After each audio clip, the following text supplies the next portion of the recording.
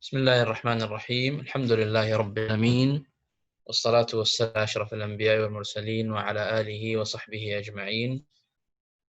السلام عليكم ورحمة الله وبركاته، وأسأل الله جل وعلا أن يوفقنا وإياكم لكل خير، وأن يرزقنا العلم النافع والعمل الصالح. ونشكر لفرع وزارة الشؤون الإسلامية بأبها وجمعية الدعوة بأبها على تنسيقهم لهذه الدورة البارحة، فجزاهم الله خيرا، ونسأل الله جل وعلا أن يجعل ذلك في موازناتهم. ونكون حديث بإذن الله سبحانه وتعالى حول القواعد الفقهية وتطبيقاتها الفقهية في المسألة. وبداية سنلمح إلماحة يسيرة عن القواعد من حيث التعريف والحجية والفوائد، ماذا دائما على تفعيل القواعد الفقهية. فنقول نستعين القواعد الفقهية يعرفها كثير من العلماء والمهتمين في هذا الشأن أنها حكم ينطبق على معظم جزئياته. الخلاف في القاعدة الفقهية، هل هي حكم كلي أم أنها، والذي عليه الكثير أن القاعدة الفقهية حكم منطبق على معظم جزئي، وذلك حتى يظهر بين القاعدة الفقهية وبين القاعدة الأصولية. إن القاعدة الأصولية حكم، وأما الفقهية فقد جرى وقع فيها الخلاف بين من يقول أنها حكم كلي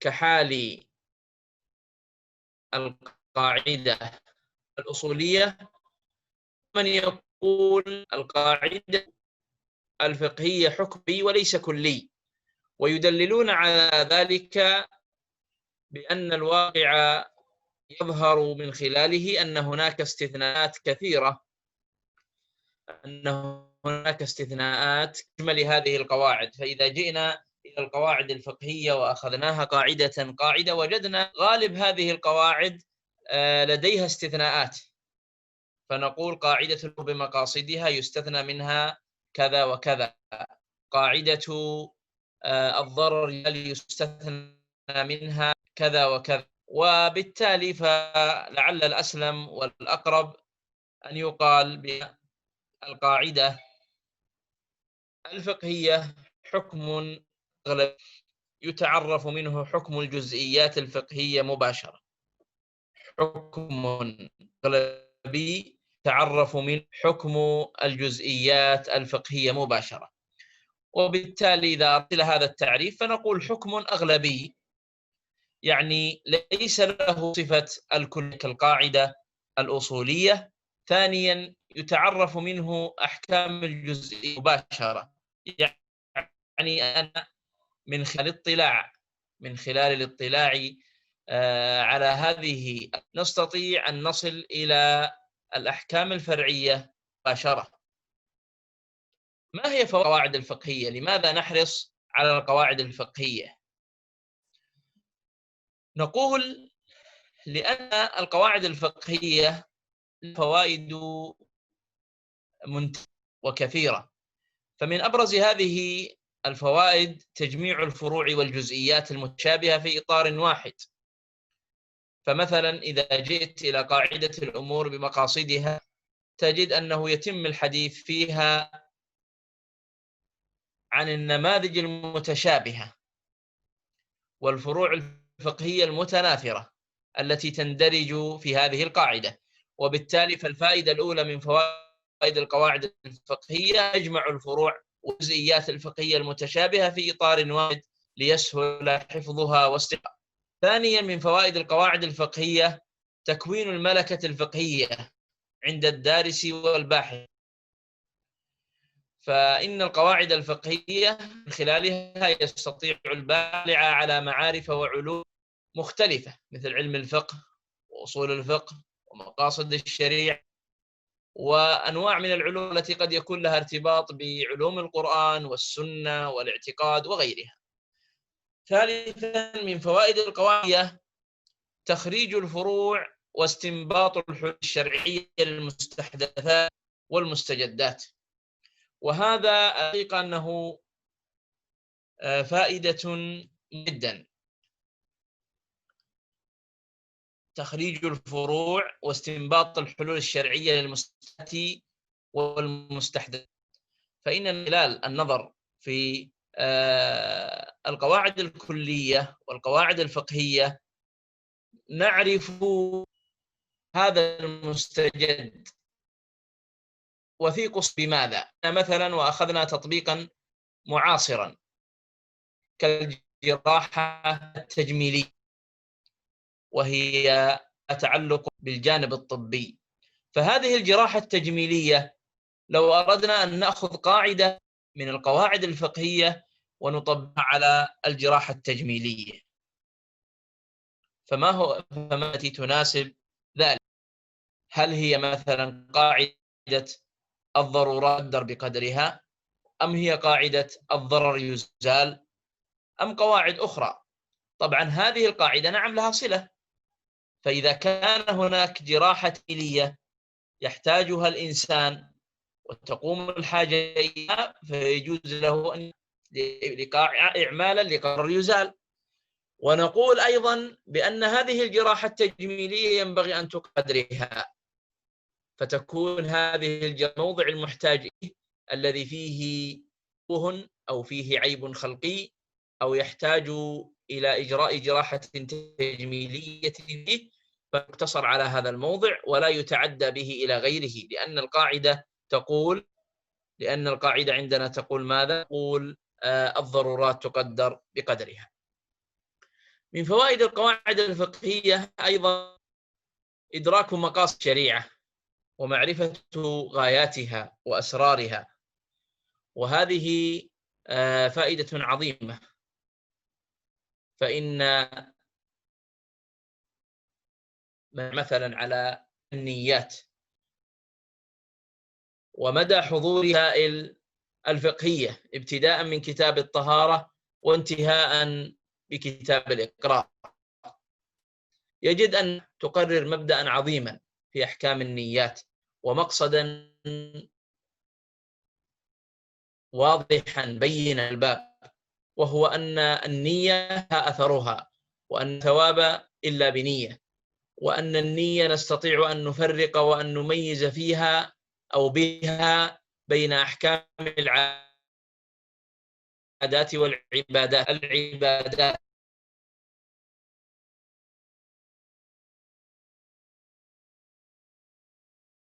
وهذا هو آلة الأجر والثواب، فإن الله سبحانه وتعالى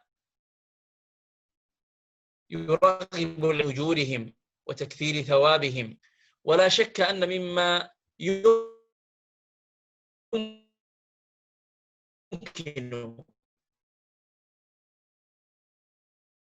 في تحقيق مقصود الشارع في العبادات والمعاملات وغيرها بإحضار النية الخالصة لله وتحصيل الأجر والثواب سبحانه وتعالى.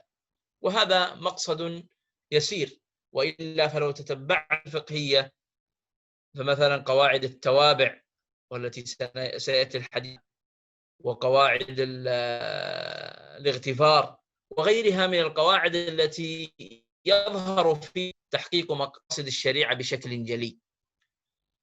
من فوائد معرفة القواعد الفقهية ضبط مستثنيات القواعد،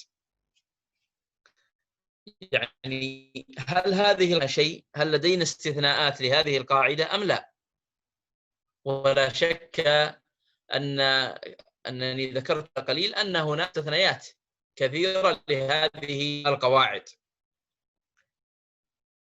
فمثلا مشهورة اليسير يعفى، وهذه القاعدة ترد في يسير النجاسة لو وقع في الثوب أو البدن، وترد في يسير العمد لا يبطل الصلاة، وترد في يسير كذلك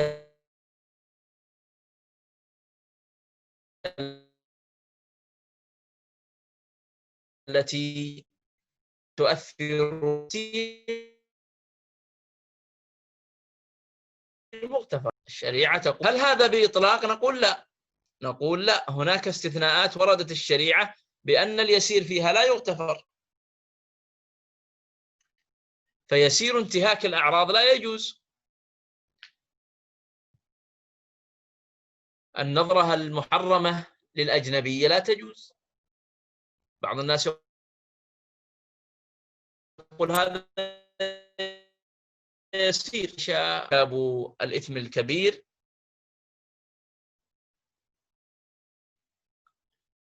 فنقول لا، في باب الأعراض اليسير والكثير سواء، فالخلوة والقبلة محرمة والنظر محرم، وما هو أعلى من ذلك فهو محرم من باب أولى. وبالتالي فالشريعة لا تعمل اليسير باضطراد، بل إنها تعمل قاعدة اليسير في مواضعها وتأخذ بها أو تمنع إعمال القاعدة هذه وتأخذ بالقاعدة كلها في مواضع أخرى.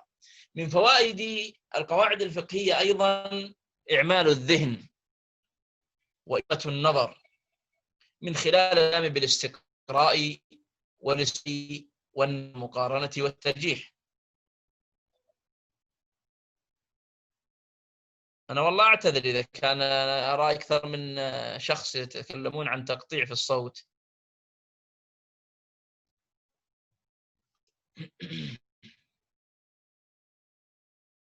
والنت عندي جيد، لكن عاد ما أدري والله، تعرفون خلل التقنية هذه ما يزول، فنجتهد إن شاء الله في إزالته ونسأل الله أن ينفع.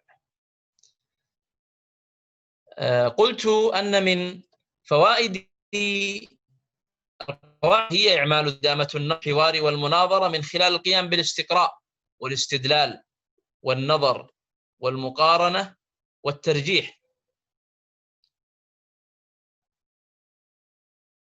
وهذه فائدة مهمة حقيقة. فمثلا لو أن شخصا أخذ كتاب الطهارة، كتاب الروض المربع، واستطاع أن ينظر فيه نظر قواعد، يعني يحاول أن يستخلص القواعد أو الضوابط التي يعلل بها الفقهاء في هذا الباب أو في هذا الكتاب، فإنه لا شك سيقف على قواعد مهمة، ويرى أن الفقهاء رحمهم الله يعللون بها بالقواعد وبالضوابط. ويمكن يعني أعطيكم مثال في الماء، هل الأصل في الماء القلة ولا الكثرة؟ هل الأصل في الماء القلة أم الكثرة؟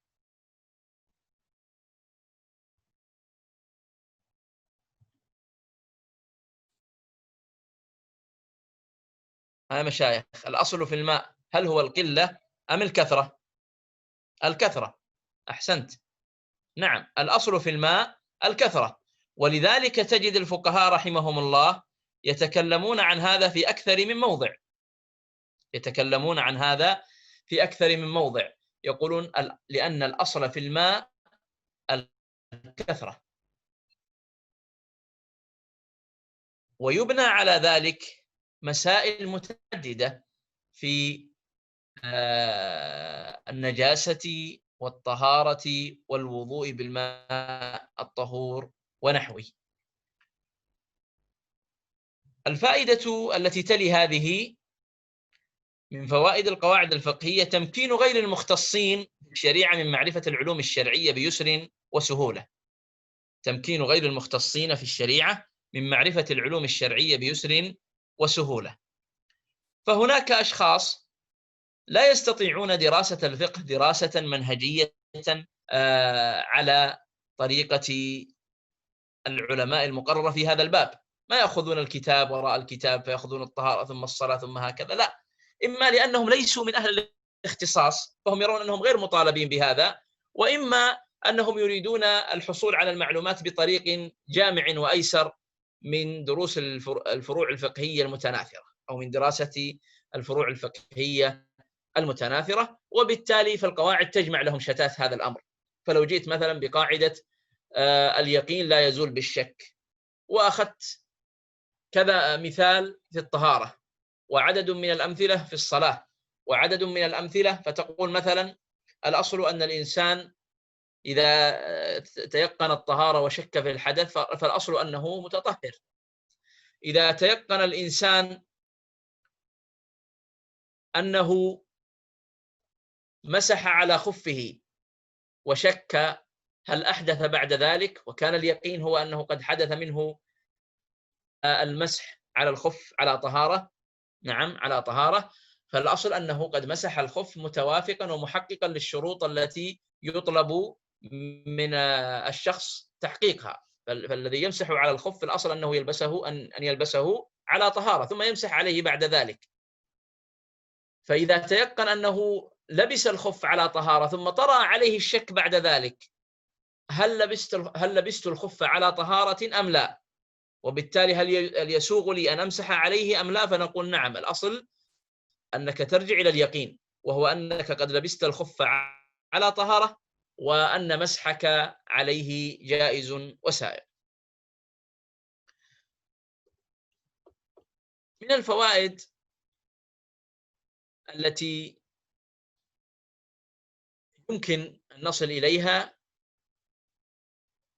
وهو التعبد لله عز وجل والسير في ركاب العلم والعلماء ومدارسة الأحكام.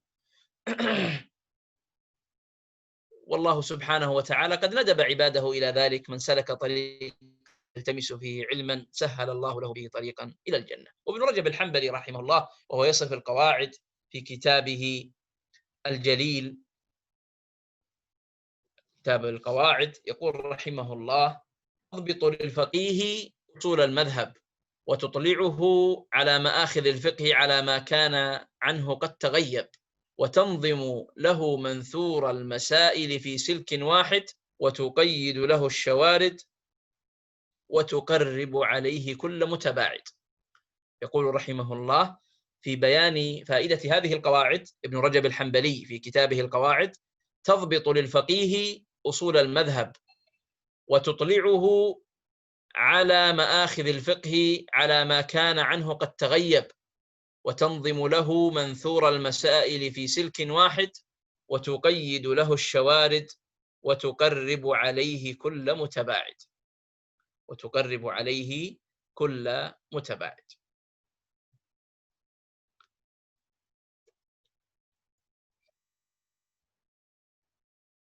نتكلم الآن بإذن الله سبحانه وتعالى عن حجية القواعد. لعل الصوت واضح الآن يا مشايخ؟ كيف الصوت الآن؟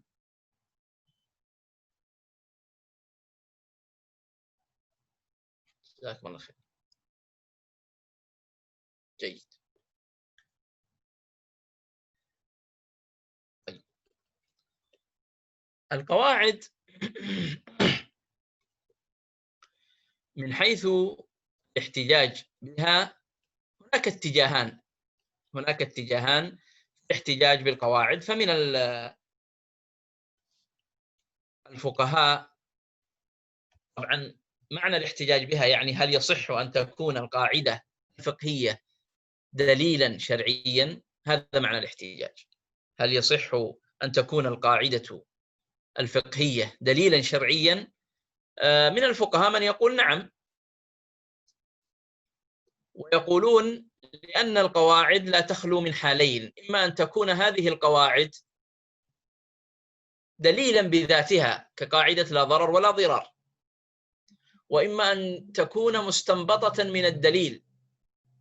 وهذا الاستنباط إما أن يكون استنباطا مباشرا واضحا بينا كقاعدة الأمور بمقاصدها، فهي مستنبطة من حديث النبي صلى الله عليه وسلم: إنما الأعمال بالنيات. وإما أن يكون هذا الاستنباط مأخوذا من يعني عدد من الأدلة، أن يكون مأخوذا من عدد من الأدلة الدالة على ذلك. ومن أمثلة ذلك قاعدة اليقين لا يزول بالشك، فإن شواهد هذه القاعدة أحاديث متعددة عن النبي صلى الله عليه وسلم تبين هذا وتؤكده، تبين هذا وتؤكده. وبالتالي نقول الذين يرون أن الاحتجاج بالقاعدة الفقهية واعتبارها، وأن الاحتجاج بالقاعدة الفقهية واعتبارها دليلا شرعيا سائغ أو دليل شرعي سائغ، يستدلون بأن القواعد من قبيل الدليل الشرعي الكلي، فيجوز الاستدلال به كما يجوز الاستدلال بالدليل الشرعي الجزئي. وأن بعض هذه القواعد ورد في القرآن والسنة، مثل قاعدة التي ذكرنا: لا ضرر ولا ضرار، والخراج بالضمان، وغيرها. وأن الاستدلال بالقواعد قد يكون أولى من الاستدلال بالقياس. لماذا؟ قالوا: لأن القياس فيه إلحاق للفرع الفقهي بفرع آخر، والقاعدة الفقهية الفرع الفقهي فيها يلحق بجميع الفروع المشابهة له، وما يلحق بالجميع أولى مما يلحق بالواحد. يعني يقولون القياس هو إلحاق فرع بفرع، والقاعدة فيها إلحاق فروع متشابهة متناظرة بقاعدة واحدة، فهذه الفروع المتشابهة المتعددة تشهد لهذه القاعدة بالصحة والسلامة، ويكون ذلك دليل على اعتبارها دليلا شرعيا يسوغ الاحتجاج به. الذين يمنعون الاحتجاج بالقاعدة الفقهية يقولون أنها فقط من باب الجمع، فمهمتها استحضار الفروع وإعادة تخريجها، ولأنها أغلبية وليست كلية. هذا الاحتجاج الثاني. والاحتجاج الثالث يقولون لأن هذه القواعد ظنية، لأن هذه القواعد ظنية وليست بقواعد كلية. أعلم الله أعلم أن القواعد الفقهية يصح الاحتجاج بها، لا سيما ما كان منها ثابت بدليل شرعي أو مأخوذ بشكل مباشر من الدليل الشرعي. سنسرد عددا من القواعد الفقهية حتى تكون حاضرة في الأذهان وبينة، ثم نأخذ بعد ذلك التطبيقات إن شاء الله. هناك القاعدة الأولى، وهي قاعدة الأمور بمقاصدها. ومن فروع القاعدة هذه الشهيرة: العبرة في العقود للمقاصد والمعاني لا للألفاظ والمباني. قاعدة الأمور بمقاصدها قاعدة فقهية كبرى، وهي إحدى القواعد الفقهية الخمس، يدل عليها حديث النبي صلى الله عليه وسلم: إنما الأعمال بالنيات، كما ذكرنا. ومن فروع هذه القاعدة العبرة في العقود للمقاصد والمعاني لا للألفاظ والمباني. القاعدة الثانية قاعدة اليقين لا يزول بالشك، وهي أيضا إحدى القواعد الفقهية الخمس الكبرى، يندرج تحتها قواعد متعددة، منها قاعدة الأصل إضافة الحادث إلى أقرب أوقاته، وقاعدة الأصل في الصفات العارضة العدم، وقاعدة الأصل براءة الذمة، وقاعدة الأصل بقاء ما كان على ما كان، وقاعدة الأصل في الأفعال العدم، وقاعدة لا عبرة بالتوهم، وقاعدة لا ينسب إلى ساكت قول. القاعدة الثالثة المشقة، وهذه إحدى القواعد الخمس الكبرى، ويندرج تحتها قواعد منها الأمر إذا ضاق اتسع، وقاعدة الضرورات تبيح المحظورات، وقاعدة ما أبيح للضرورة يقدر بقدرها، وقاعدة ما جاز لعذر بطل بزواله، وقاعدة الحاجة تنزل منزلة الضرورة، وقاعدة الاضطرار لا يبطل حق الغير، وقاعدة الضرر الأشد يزال بالضرر الأخف، وقاعدة إذا تعذر الأصل يصار إلى البدل، وقاعدة الميسور لا يسقط بالمعسور، وقاعدة ما لا يمكن التحرز عنه يكون عفوا، وقاعدة المجهول في الشريعة كالمعدوم والمعجوز عنه، وقاعدة للأكثر حكم الكل، وقاعدة الرخص لا تناط بالمعاصي. القاعدة الرابعة الكبرى قاعدة الضرر يزال، ويندرج تحتها فروع، قواعد، يعني قواعد تعتبر فروع لهذه القاعدة الكبرى، منها درء المفاسد مقدم على جلب المصالح، الضرر يزال بقدر الإمكان، الضرر لا يكون قديما، يتحمل الضرر لدفع الضرر العام، الضرر لا يتحمل الضرر الخاص لدفع الضرر العام، الضرر لا يزال بمثله. القاعدة الخامسة الكبرى قاعدة العادة محكمة، ولها قواعد فرعية، منها استعمال الناس حجة يجب العمل بها، وقاعدة تعامل الناس من غير نكير منكر أصل من الأصول كبير، وقاعدة الإشارة المعهودة من الأخرس كبيان اللسان، وقاعدة الأصل أن البيان بالكتاب بمنزلة البيان باللسان، وقاعدة اعتبر العادات إذا اضطردت وغلبت، وقاعدة المعروف عرفا كالمشروط شرطا، وقاعدة المعروف بين التجار كالمشروط بينهم، وقاعدة ألفاظ الواقفين تبنى على عرفهم، وقاعدة الممتنع عادة كالممتنع حقيقة، وقاعدة التخصيص بالعرف الشرعي، وقاعدة لا ينكر تغير الأحكام تغير الأزمان، إلى غيرها من القواعد. هذه القواعد الخمس الكبرى تجدون وترون أنه يندرج تحتها قواعد تعتبر أيضا قواعد كبيرة، وتحت هذه القواعد فروع جزئية، وبالتالي فهذه القواعد الخمس الكبرى لها تمددها ولها فروعها ولها حضورها الكبير في الجوانب الفرعية الفقهية.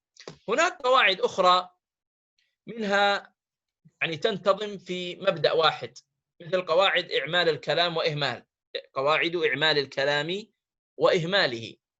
من هذه القواعد قاعدة إعمال الكلام أولى من إهماله، قاعدة إذا تعذر إعمال الكلام يهمل، قاعدة لا ينسب لساكت قول، قاعدة السؤال معاد في الجواب، قاعدة الوصف في الحاضر لغو وفي الغائب معتبر. هذه كلها تندرج في قواعد إعمال الكلام وإهماله. إذا جئت إلى قواعد المانع والمقتضي، منها إذا زال المانع عاد الممنوع، إذا زال المانع عاد الممنوع، ما جاز لعذر بطل بزواله. إنسان مثلا لديه جبيرة فوضعها ثم زال العذر الذي احتاج إليه لأجل هذه الجبيرة، فلو أنه بعد ذلك مسح على هذه الجبيرة لقلنا هذا المسح غير سائغ. لماذا؟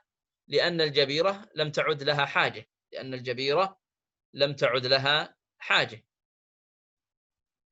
من القواعد أيضا المندرجة في معنى واحد قواعد تغليب الحرام، إذا اجتمع الحلال والحرام غلب الحرام مثلا، ويمثلون عليه بلو اجتمع عند شخص شاة مذبوحة ذبحا شرعيا وشاة غير مذبوحة على طريقة الذبح الشرعي ميتة، فيغلب الحرام ويمتنع الشخص من الأكل من هاتين الشاتين.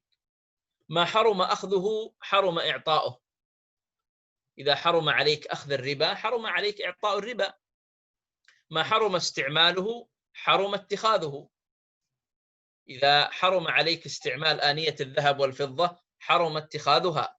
نعم فيه خلاف في هذه المسألة، ولكن هذا من تطبيقاتها.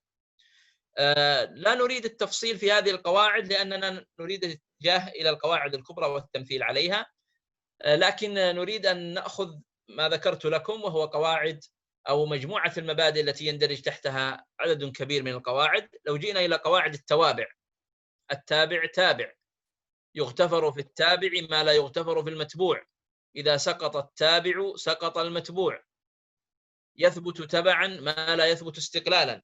إذا جئنا إلى قواعد الأصل والفرع، إذا سقط الأصل سقط الفرع، إذا بطل الشيء بطل ما في ضمنه، قد يثبت الفرع دون الأصل، قواعد الأصل والبدل.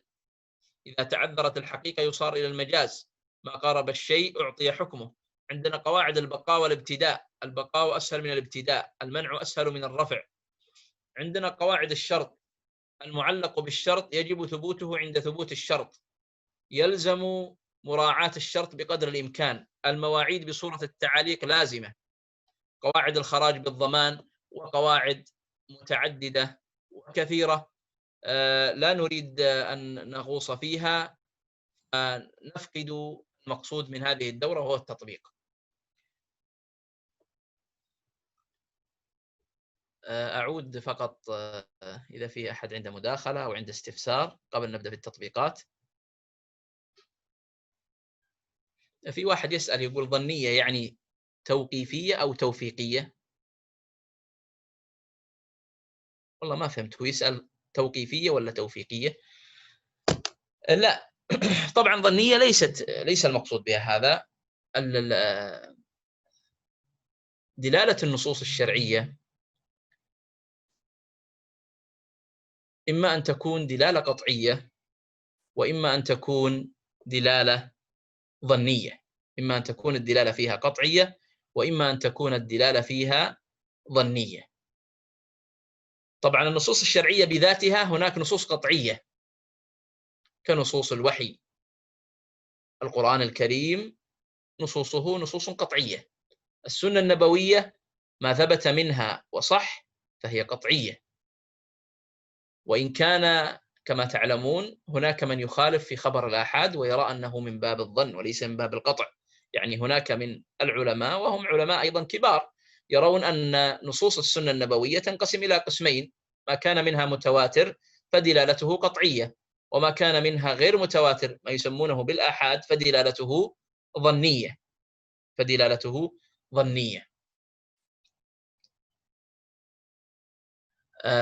فالمقصود بالقطعي هو ما كان دليلا بينا ظاهرا لا يدخله تأويل ولا احتمال، سواء كان في ثبوته أو في وجه الاستدلال به.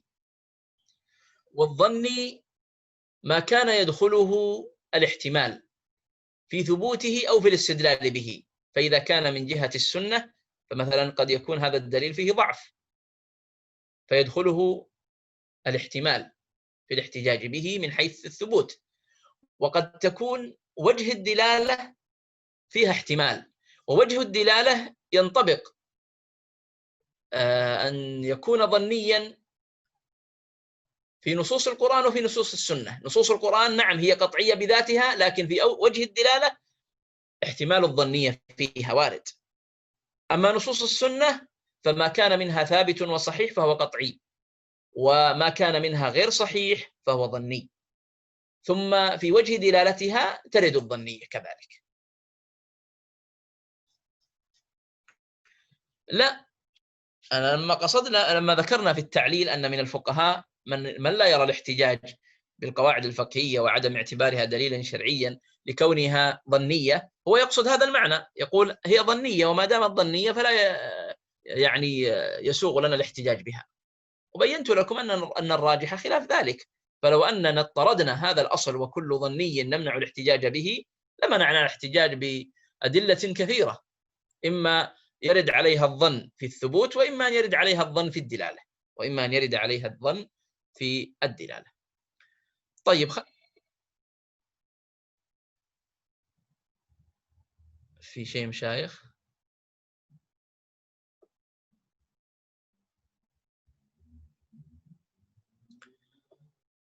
وإياك. طيب نأخذ كما ذكرت لكم، نأخذ تطبيق على قاعدة الأمور بمقاصدها.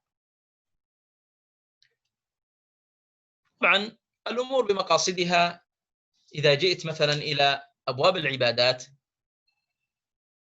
وجدت التطبيق ظاهر، وكما ذكرت لكم أن هذه القاعدة تهدف كما يقول العلماء إلى أمرين: إلى تمييز العادات من العبادات، وإلى تمييز رتب العبادات.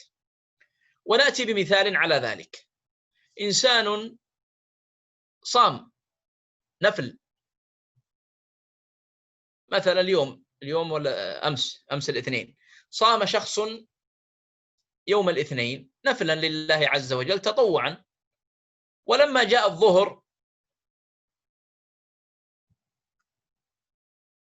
جاءه ضيف فأفطر، كما يرى بعض العلماء أن إفطاره أوجه وأقرب إيناسا لضيفه وإكراما له. فهل يكتب له الأجر على ما صامه؟ ولو أنه ما نوى الصيام من الليل ولم يستيقظ إلا الساعة 11 في النهار، ثم وجد أن لديه رغبة في الصيام فصام، فهل الأجر يكون له من حين نيته من الساعة 11 في الظهر، أم أن الأجر من بداية النهار من الفجر؟ تجد هنا حضور هذه القاعدة ظاهر: الأمور بمقاصدها، لا ثواب إلا بنية، الأعمال بالنيات. لو جئنا إلى مثال آخر: إنسان يريد يوم غد أن يذهب إلى المختبر ليجري تحليلا طبيا، وطلب منه أن يصوم. كما تعرفون أن هناك من الإجراءات الطبية ما يحتاج التحاليل الطبية، منها ما يحتاج إلى الصيام، فصام وذهب إلى المختبر الساعة 10. هل يؤجر على صيامه هذا؟ إذن تجد أن النية هنا أثرت. فإذا صام الإنسان ونوى العبادة والتقرب أجر على صيامه. إذا صام لأجل الحمية أو صام لأجل التحليل وليس لقصد التقرب وحصول الثواب فإن الأجر لا يتحقق هنا. كذلك لو أن إنسانا في يوم الجمعة اغتسل تحقيقا للسنة المطلوبة في يوم الجمعة، وشخص آخر في يوم الجمعة ذهب إلى السوق وعمل إلى قرب النهار ثم اغتسل حتى تذهب عنه الروائح السيئة وحتى يتبرد، ولم يستحضر في قلبه غسل الجمعة، فالأول النية تحصل له والأجر يحصل له، والثاني لا تحصل له النية التي يترتب عليها الأجر. لماذا؟ لأنه لم يقصد التقرب والطاعة لله عز وجل بهذا الاغتسال. وبالتالي فنقول النية هنا لها أثرها ولها حضورها البين والظاهر. الجلوس في المسجد قد يكون للاستراحة وقد يكون للتقرب والطاعة. تجد شخص يجلس في المسجد ليعبد الله، يصلي، يكثر من النوافل، يقرأ القرآن، وشخص آخر ينام في المسجد فقط، ينام ويرتاح. التيمم قد يكون عند الحدث وقد يكون عند الجنابة، وصورة التيمم واحدة، ولكن ما الذي يميز هذا؟ يعني ما الذي يميز أن نقول هذا التيمم حصل لأجل الحدث الذي وقع من الإنسان أو حصل لأجل الجنابة التي وقعت من الإنسان؟ الذي يميزه النية. فكما ذكرت لكم النية حضورها في أبواب العبادات جلي وظاهر. وإذا جئت إلى أبواب المعاوضات والتمليكات، البيع والشراء وغيرها، فكذلك هذه النية يترتب عليها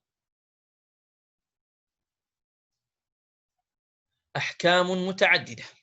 يعني لو قال شخص لآخر: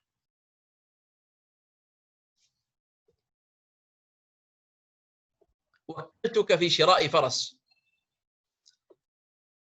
واشترى الوكيل الفرس.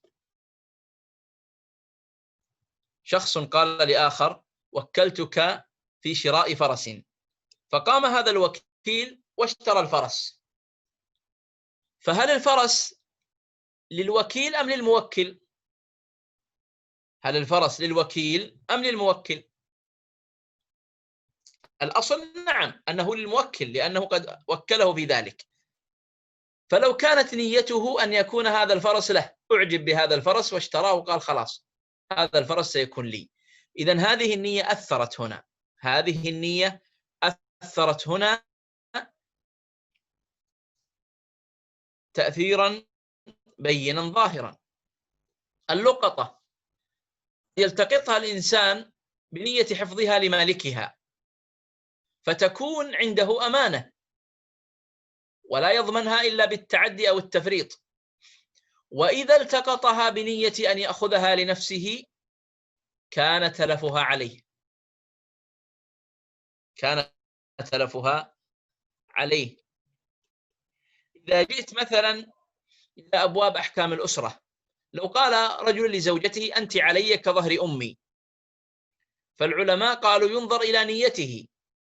طبعا بعضهم يرى أن هذا ظهار، يعني هذه المسألة خلافية، بعضهم يرى أنها ظهار مطلق، لكن نقول الذين يرون بالتفصيل يقولون ينظر إلى نيته، فإن نوى الظهار فهو مظاهر، وإن نوى الكرامة والتقدير فليس هذا ظهار. في أبواب العقوبات القصاص يتوقف على قصد القاتل، وتقام الآلة مقام القصد في القتل العمد كما تعلمون. وفي القتل الخطأ لو أن شخصا أراد صيدا أو أراد أن يصيب غرضا فقتل إنسانا، فلا شك أن هذه النية لها أثرها. لما جئنا به قال أنا والله ما قصدت أقتل هذا الشخص، أنا قصدت أصيد الغزال أو الأرنب، وبالتالي هذا القصد وهذه النية لها حضورها ولها تأثيرها ولا شك. طيب، لو جئنا إلى أبواب الطب، لا يجوز للطبيب أن يقوم بإجراء عمل طبي إلا بعد إذن المريض، فإذن المريض دليل على الرضا والموافقة، وهذا الرضا أمر خفي، يعني أمر باطني لا يظهر، فكل ما يدل على الرضا فهو كاف في ذلك، كل ما أمكن أن يدل على الرضا فهو كافي، يعني يكتفى به. ويستدل على ذلك بما جاء عن عائشة رضي الله عنها قالت لددنا رسول الله صلى الله عليه وسلم في مرضه فجعل يشير إلينا ألا تلدوني، وهو نوع من العلاج الذي كانوا يستعملونه في زمنهم، فقلنا كراهية المريض للدواء، فلما أفاق قال ألم أنهكم أن تلدوني؟ قلنا كراهية المريض للدواء، فقال لا يبقى أحد في البيت إلا لد. ففي هذا أن الإشارة المفهمة كصريح العبارة، يعني أن النبي صلى الله عليه وسلم لما أشار إليهم ألا يلدوه دل على أن إشارته قائمة مقام العبارة، وكان ينبغي أن يؤخذ بها.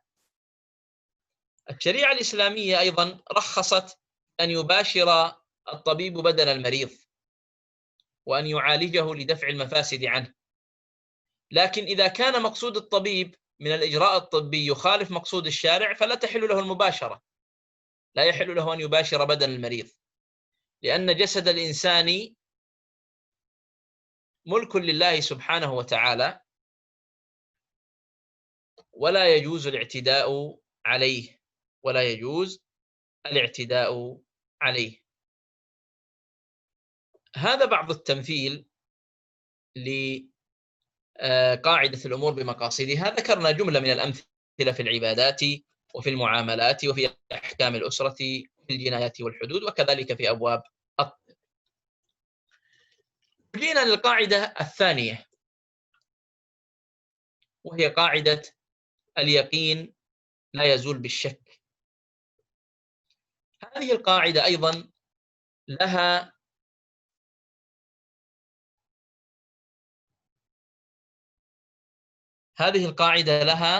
أيضا أثرها وحضورها في الفروع الفقهية المتناثرة، وقد ذكرنا بعض الأمثلة. من تيقن الطهارة وشك في الحدث فهو متطهر، ومن تيقن الحدث وشك في الطهارة فهو محدث. إذا اشترى ماء ثم ادعى نجاسته ليرده مثلا، وهذا في المعاملات، فالقول قول البائع، لأن الأصل طهارة الماء، لأن الأصل ماذا؟ طهارة الماء. لو اشترى أحد شيئا ثم ادعى أن به عيبا وأراد رده، فقال، واستشير أهل الخبرة من التجار، فقال بعضهم هو عيب وقال بعضهم ليس بعيب، فليس للمشتري الرد، لأن السلام من العيب هي الأصل، واليقين لا يزول بالشك، يعني الأصل أن الأصل المتيقن هو السلام من العيب. الرضاع، لو طلق رجل زوجته وكانت ذات لبن وتزوجت بآخر بعد عدتها وحملت منه وأرضعت طفلا في مدة الحمل، فإن لبنها لم يزل معتبرا من الزوج الأول، فتثبت به حرمة الرضاع بالنسبة له للزوج الأول، لأنه كان متيقنا أن اللبن منه، فلا يحكم بأنه من الثاني بمجرد الشك الحاصل بحملها من الثاني. لماذا؟ لأنها لما تزوجت من هذا الثاني كانت ذات لبن، فدل على أن هذا الحمل أو أن هذا اللبن من زوجها الأول كما يقول الفقهاء. من شك هل طلق امرأته أو لا لم يقع طلاقه، لأن الأصل عدم الفعل. من شك في دخول الوقت الصلاة والصوم أو شك في الخروج، فنرجع إلى اليقين، نرجع إلى اليقين، الأصل عدم دخول الوقت، فنقول تعمل باليقين وتزيل الشك. إذا تيقن الزوجية وشك في الطلاق أو في عدد الطلاق، إذا شك في الطلاق أو في عدد الطلاق فيبني على اليقين. وغير ذلك من الأمثلة الكثيرة التي نجدها منتثرة. لو جئنا إلى الأبواب الطبية والتمثيل عليها في هذا الأمر، فنجد أيضا هناك أمثلة متعددة. فمثلا لا يجوز شرعا أن يحكم بموت الإنسان، الموت الذي تترتب عليه أحكامه الشرعية، بمجرد الوفاة الدماغية. والحقيقة أن مسألة الوفاة الدماغية هي مسألة أيضا خلافية بين الأطباء وبين الفقهاء، فكان قول الأطباء سابقا أن من مات جذع الدماغ عنده فقد مات ويحكم بموته، ويرى الفقهاء أنه لا يحكم بموته حتى يتوقف عنده القلب توقفا تاما. من التطبيقات المعاصرة لقاعدة اليقين أن من اكتملت أعضاء ذكورته أو أنوثته فلا يجوز تحويله إلى نوع آخر، وما يسمى بالتحول الجنسي، بخلاف من كان مشتبها في أمره وهو التصحيح الجنسي، وهو مسألة ماذا؟ التصحيح الجنسي. فالتصحيح الجنسي سائغ ومقبول بخلاف التحول الجنسي التام. هذه قاعدة اليقين لا يزول بالشك، والحقيقة أن لها تفصيلات ولها قواعد كما ذكرت لكم مندرجة تحتها، مثل قاعدة الأصل بقاء ما كان على ما كان. فمن أحرم بالعمرة ثم بالحج وشك هل كان أحرم بالحج قبل طواف العمرة فيكون صحيحا أم بعده فيكون باطلا، فيحكم بصحة إحرامه. في أحكام المفقود كذلك، الأصل في الصفات العارضة العدم، ذكرت لكم هذه القاعدة وما معناها وما تطبيقها. يقولون مثال: لو اختلف البائع والمشتري في شرط الخيار، يعني شخصان محمد وفهد تبايعوا ثم اختلفوا هل حصل هناك اشتراط بينهما على الخيار أم لا. الخيار يعني أن لي الخيار مدة، خيار الشرط. فمثلا أنا بعت سلعة على فهد وقلت له أنا أشترط عليك أن لي الخيار مدة 6 أشهر أو مدة 3 أيام، يعني حسب ما يتفقون عليه. ومسألة مدة الخيار هذه أيضا مسألة خلافية، هل تحدد بمدة أم لا. فالشاهد لو حصل مثل هذا الأمر، فالأصل هل هو وجود شرط الخيار أم لا؟ قال الفقهاء الأصل عدم الخيار. لماذا؟ قالوا لأن الخيار من الصفات العارضة في البيوع. ما هو الأصل أن الخيار في البيع لازم؟ لا، هو يعرض للبيع. هذا معنى الصفات العارضة. يعني تجد تحت القاعدة هذه، قاعدة اليقين لا يزول بالشك، قاعدة كبرى وهي الأصل براءة الذمة. فمثلا قالوا لو اختلف الوكيل مع الموكل في البيع، الوكيل يقول للموكل أنا عزلتك، والموكل يقول لا أعلم بالعزل، فيقولون القول قول الوكيل لأن الأصل براءة ذمته. لو اختلف شخصان في القرض، قال أحدهما أعطيتك على أن ترد بدله، واختلف في ذكر البدل، فالقول قول الآخر لأن الأصل براءة ذمته. هناك أيضا قاعدة الأصل إضافة الحادث إلى أقرب أوقاته وغيرها من القواعد. لكن نأتي إلى القاعدة الثالثة الكبرى، وهي قاعدة لا ضرر ولا ضرار، أو القاعدة التي يعبر عنها بعض الفقهاء بقاعدة الضرر يزال. وهذه القاعدة تشمل أيضا أبواب الفقه كلها في العبادات وفي المعاملات وفي أحكام الأسرة وفي أحكام العقوبات والقصاص وفي المسائل الطبية وغيرها، فتجد حضورها أبواب الفقه المختلفة.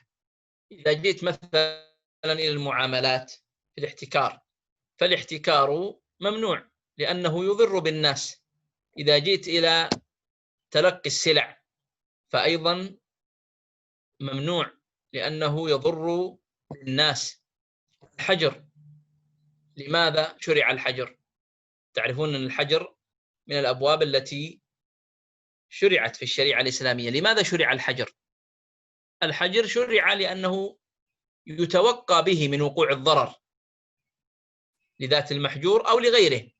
لذات المحجور إذا كان ممن يحجر عليه لحظ نفسه كالصغير والمجنون، وقد يكون لغيره، وقد يكون الضرر لغيره كالمفلس، فهو يحجر عليه. لماذا؟ لأجل الغرماء، حفظا لحقهم، حفظا لحق الغرماء. الشهادة في أبواب الشهادات، قال الفقهاء يمنع من شهادة العدو على عدوه إذا كانت العداوة دنيوية، ويجب أن يفسخ الحاكم بينهما. لماذا؟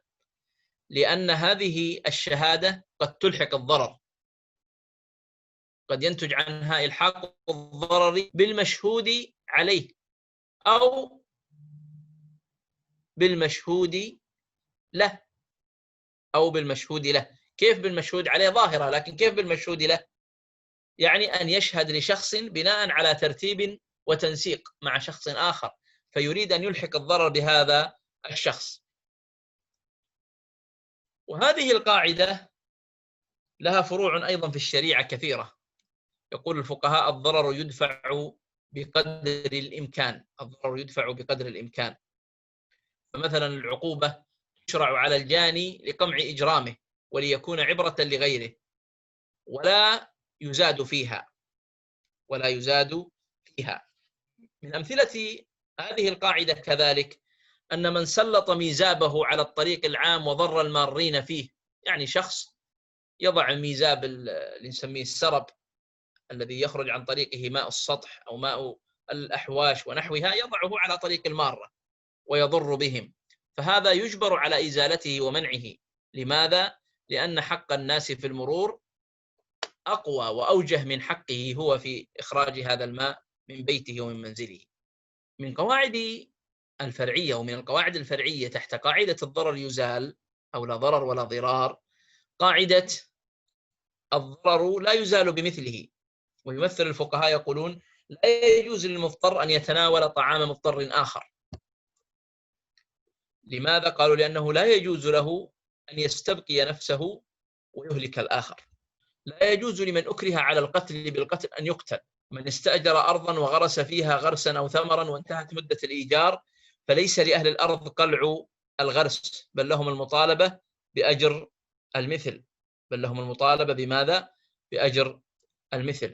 لو أتينا إلى تطبيقات هذه القاعدة الضرر يزال في أبواب الطب مثلا، يقولون مثلا جراحة الحامل خارج الرحم، طبيا لا يمكن أن يبقى الجنين خارج الرحم حيا، بل يموت.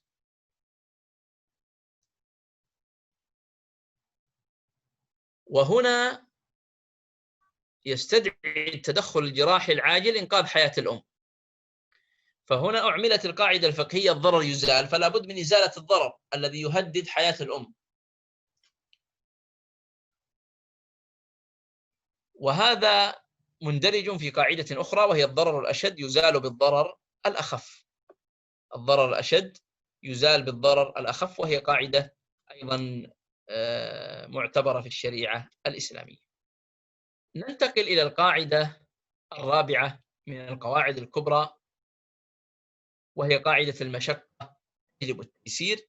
ولا شك أن هذه القاعدة ظاهرة الاستدلال في نصوص الكتاب والسنة، فالله جل وعلا يقول: يريد الله بكم اليسر ولا يريد بكم العسر، ويقول جل وعلا: وما جعل عليكم في الدين من حرج. وقال رسول الله صلى الله عليه وسلم: إن الله وضع عن أمة الخطأ والنسيان وما استكرهوا عليه. وحديث كثيرة، وتطبيقاتها أيضا منثورة في أبواب الفقه من أول العبادات إلى نهاية أبواب الفقه. فمثلا يقول الفقهاء: تسقط الصلاة عن المسافر، يجوز له قصر الرباعية، يجوز له المسح على الخفين، يجوز فسخ الإجارة بالعذر، بعذر السفر مثلا، يجوز كتاب القاضي إلى القاضي في بلد المدعى عليه، يجوز أكل الميتة للضرورة، يجوز التنفل على الدابة في السفر، يؤخر الحد فلا يقام على المريض إلا بعد أن يبرأ، يجوز التخلف عن الجمعة والجماعة مع حصول الفريضة، يجوز التخلف عن الجمعة والجماعة مع حصول الفضيلة، وذلك للمريض المقصود. الاستنابة في الحج، التداوي بالنجاسات، أيضا يندرج فيها وقوع النسيان. من جامع في نهار رمضان ناسيا فما حكمه؟ من سلم من ركعتين ناسيا وتكلم عامدا. طبعا حكمه في مذهب الحنابلة أن الكفارة واقع عليه ولا يعذر بنسيانه، لكن المقصود أن بعض الفقهاء قالوا يعذر بمثل هذا النسيان. في أبواب الجهل وتأثيرها في هذه القاعدة: من أسلم في دار الحرب ولم تبلغه أحكام الشريعة وتناول محرما جاهلا بحرمته فهل يعذر أم لا؟ من ابتدأ صيام شهرين يجب عليه التتابع فيهما كفارة ظهار أو قتل وتخللها أيام أضحى جاهلا بذلك فهل يفسد تتابعه أم لا؟ مما يؤثر في هذه القاعدة العسر وعموم البلوى، مثل العفو عن يسير النجاسات وذكرناها، جواز كثير من العقود، إباحة النظر عند الخطبة والتعليم، مشروعية الطلاق، مشروعية التخيير بين القصاص والدية، مشروعية الوصية، وغيرها من المسائل التي تندرج تحت هذه القاعدة وفروعها المختلفة. قاعدة الأمر إذا ضاق اتسع، يقولون الأمر إذا ضاق اتسع. فمثل المتوفى عنها زوجها يجوز لها الخروج من بيتها أيام العدة عند الاعتداد إذا اضطرت للاكتساب. وقالوا إذا فقدت المرأة وليها في سفر فيجوز لها أن تولي أمرها رجلا. قاعدة الضرورات تبيح المحظورات، يجوز إتلاف مال الغير إذا أكره عليه إكراها ملجئا، إذا أكره عليه إكراها ملجئا، يجوز للمضطر أكل الميتة، يجوز دفع الصائل حيوانا كان أو إنسانا إذا هجم على شخص وأراد قتله. الضرورات تقدر بقدرها، وقد ذكرت مثالا لها. الاضطرار لا يبطل حق الغير. لو أشرفت سفينة على الغرق ألقى الملاح متاع غيره حتى لا تغرق السفينة ليخفف حمولتها، فإنه يضمن هذا المتاع الذي ألقاه. من القواعد المندرجة في هذه القاعدة قاعدة الحاجة تنزل منزلة الضرورة عامة كانت أو خاصة.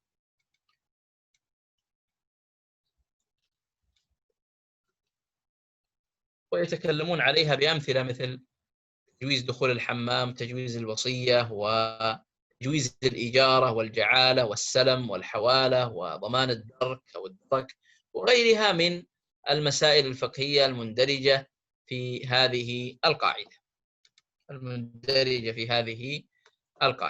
الاستصناع، بيع الثمار وبيع الوفاء، لبس الحرير للحاجة، الصلح،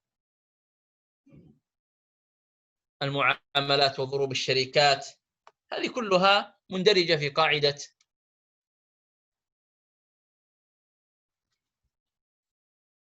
هذه الأمثلة التي ذكرتها، كلها تندرج في قاعدة الحاجة تنزل منزلة الضرورة عامة كانت أو خاصة، لأن هذه الناس يحتاجون إليها فجاز لهم الانتفاع بها.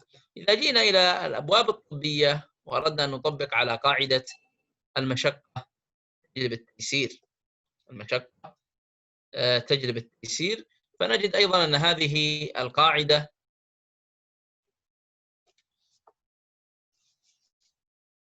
لها أمثلة ولها نماذج كثيرة، من تبدأ بالكشف الطبي والتداوي وأحكام الجراحات، ومنها نقل نقل الأعضاء البشرية من ميت إلى حي أو من حي إلى حي آخر. منها بعض صور التلقيح كتلقيح الزوجة بمني الزوج، فمثل هذه الصور يجوزها الفقهاء ويرون أنه لا بأس بها. نختم الحديث بالقاعدة الكبرى الخامسة، وهي قاعدة العادة محكمة، وهذه القاعدة أيضا لها أدلتها، ومن أشهر ما يروى فيها وإن كان موقوفا ولا يصح مرفوعا، وهو ما روي عن ابن مسعود رضي الله عنه أنه قال: ما رآه المسلمون حسنا فهو عند الله حسن، وما رآه المسلمون قبيحا فهو عند الله قبيح. والنبي صلى الله عليه وسلم قال لهند: خذي ما يكفيك وولدك بالمعروف. والله جل وعلا يقول في كتابه الكريم: ومن كان فقيرا فليأكل بالمعروف.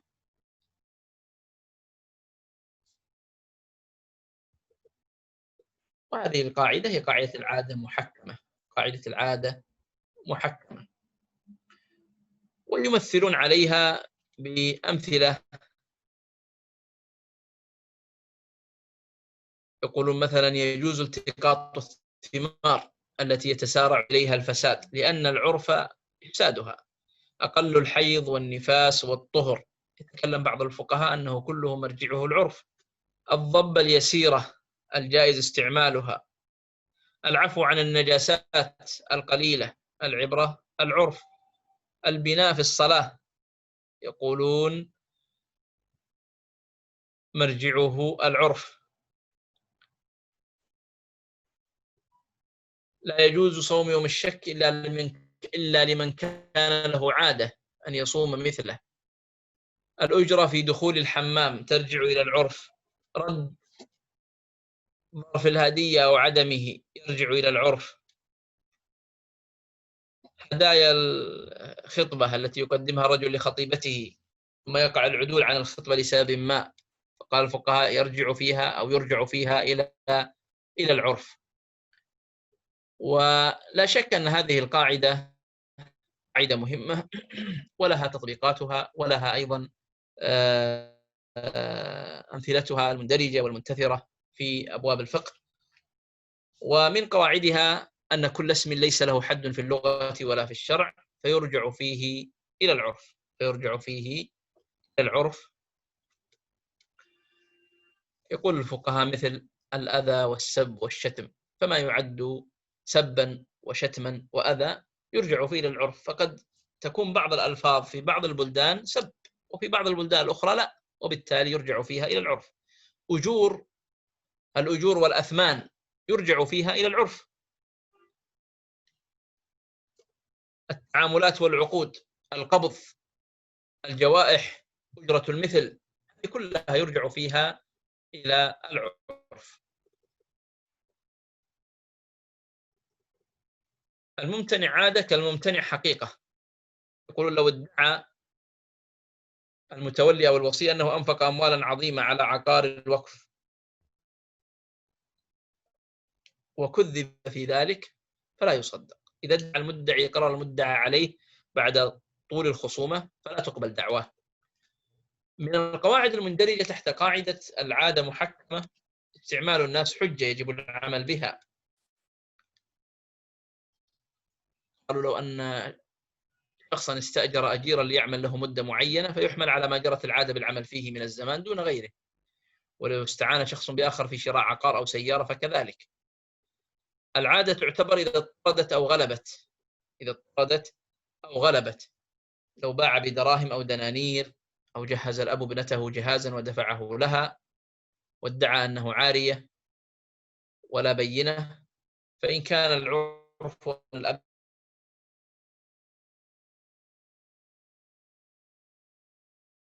يدفع ذلك ملكا لا عارية فلا. هذه كلها قواعد مندرجة تحت هذه القاعدة.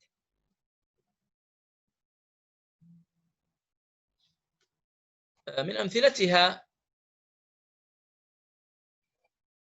أي الحقوق المعنوية، وهذا مثال معاصر. الحقوق المعنوية وهو حق الشخص في شيء غير مادي، اللي هو مثل حق المؤلف في مؤلفاته العلمية، والمخترع في اختراعه، والتاجر في اسم تجاري أو علامة تجارية ونحوها. هل هذه الحقوق المعنوية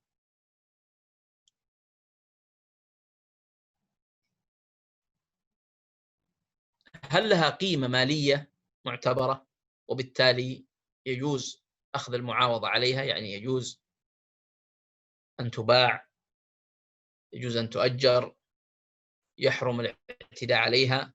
نعم، المجمع الفقهي الإسلامي قرر أن الاسم التجاري والعنوان التجاري والعلامة التجارية وحق التأليف وحق الاختراع وحق الابتكار حقوق خاصة لأصحابها، أصبح لها بالعرف المعاصر قيمة مالية معتبرة، لأن الناس يتمولون بها، وهذه حقوق معتد بها شرعا ولا يجوز الاعتداء عليها.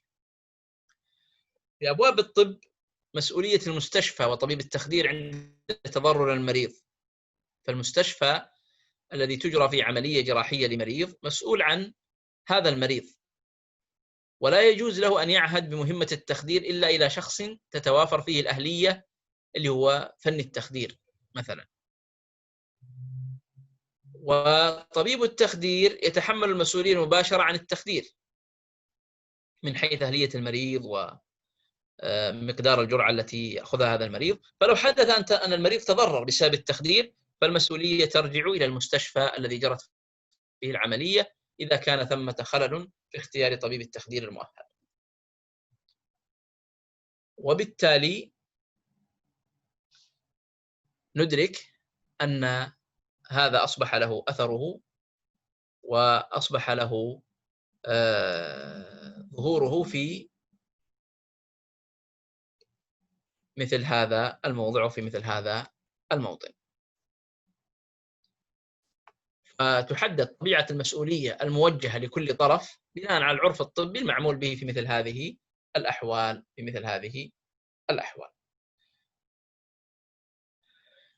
طبعا نحن استعرضنا القواعد الفقهية بكلام إجمالي ومختصر، ولم ندخل إلى التفاصيل فيها. تكلمنا فيها عن المقدمات من حيث التعريف والاحتجاج والأنواع، ثم تكلمنا عن تطبيقات هذه القواعد الفقهية خاصة الخمس الكبرى في الفروع والمسائل الفرعية.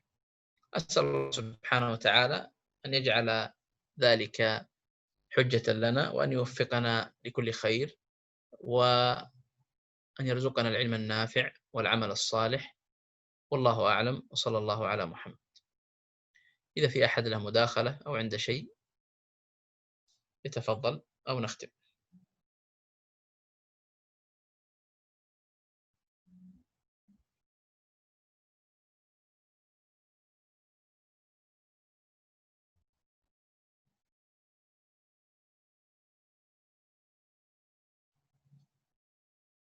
في أحد له شيء مشايخ ولا نختم؟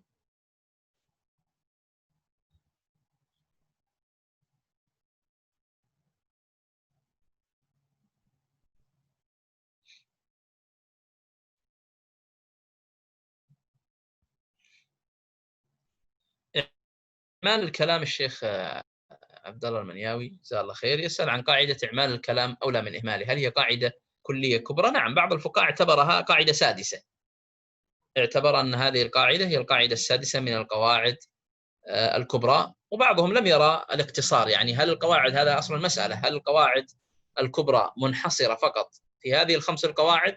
الأمور بمقاصدها، اليقين لا يزول بالشك، الضرر يزال، العادة محكمة، والمشقة تجلب التيسير، وإلا أن هناك قواعد ممكن إضافتها وتصبح من الكبرى؟ فبعضهم قال نعم، ليس العدد منحصر في هذه الخمس القواعد الكبرى، فمثلا قاعدة استعمال الكلام أولى من إهماله هي من ضمن هذه القواعد الكبرى. وبعضهم قال قاعدة المصلحة، دفع درء المفاسد وجلب المصالح، هذه أيضا اعتبروها من القواعد الكبرى، وغير ذلك من القواعد التي اختلف فيها الفقهاء في عدها وفي لكن الذي عليه عامة من كتبوا في القواعد الفقهية قديما وحديثا أنهم حصروها في الخمس القواعد الكبرى التي ذكرت لكم. وهذه الخمس القواعد الكبرى يندرج فيها بوجه أو بآخر قواعد أخرى متفرقة، وإن كان لها فروع فقهية متناثرة في أبواب الفقه.